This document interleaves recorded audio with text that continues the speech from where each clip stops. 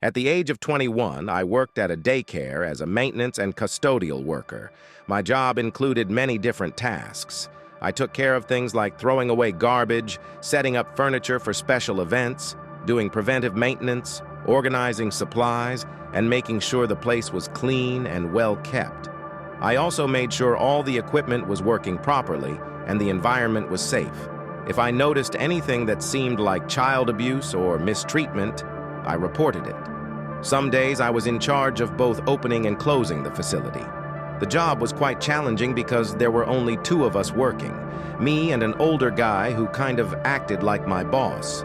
Usually I had to be the one to lock up the place since he left earlier. The daycare is part of a Catholic school and church. I think the daycare welcomed everyone, no matter their religion. One day, a co-worker named Bob was leaving work early, probably on a Friday, because that's when he usually left early. Before he left, he told me what I needed to do before finishing my work. My tasks included cleaning up the classrooms and putting away the leftover Thanksgiving decorations in crates. After that, I had to take the crates to the basement and bring up the Christmas crates. The Christmas decorations were meant to decorate different parts of the building, like the lobby, hallways, and classrooms. While the childcare staff did the actual decorating, my job was to clean up and move the crates between floors. Now that Thanksgiving was over, it was time to bring out the Christmas decorations. The sounds of kids playing and the busy staff had quieted down, and darkness had set in. With the building peaceful and quiet, I was on my own, in charge of making sure everything was secure. I made sure all the doors were locked and carried on with my tasks without any interruptions. As I went down into the basement, which was mostly used for storage during the cold weather and the end of outdoor playtime, the atmosphere changed. Downstairs, there was a collection of outdoor toys like plastic slides and those fun cars that kids move with their feet. These toys had a temporary home in the basement, waiting for the days when they'd be used again. Beneath the building, there was a hallway in the basement that passed by the boiler room and hot water heaters.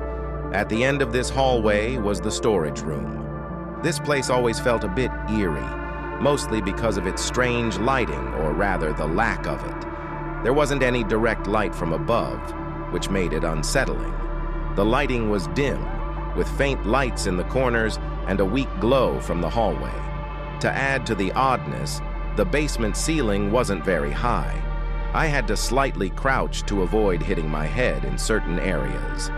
Imagine it as a mix between a regular basement and a crawl space, although the height wasn't much of a problem for me since I stand at 6'3". In the daytime, the basement had a few small windows that let in a good amount of light, but now that it was nighttime, I had to rely on a flashlight to see in the dark. I brought down the Thanksgiving containers one by one and casually placed them near the front of the basement. I wanted to finish my work quickly and go home, excited for the weekend. As I pulled one of the Christmas containers up the stairs and through the hallway, I heard a child's voice and laughter.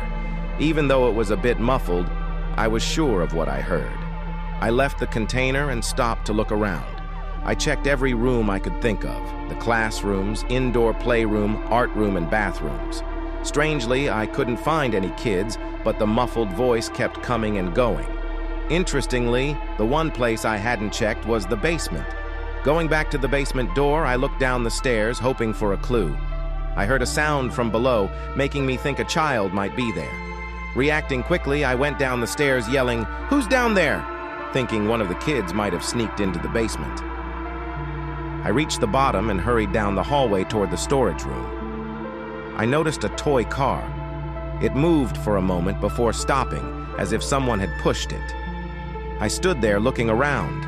No kids were in sight who could have moved the toy car. I called out, "Anyone down here?" many times, but it was silent, almost too quiet. Out of curiosity, I checked the boxes and containers, thinking a child might be hiding. But I realized it was impossible for a child to close these containers on themselves. In that moment, I felt both alone and not alone.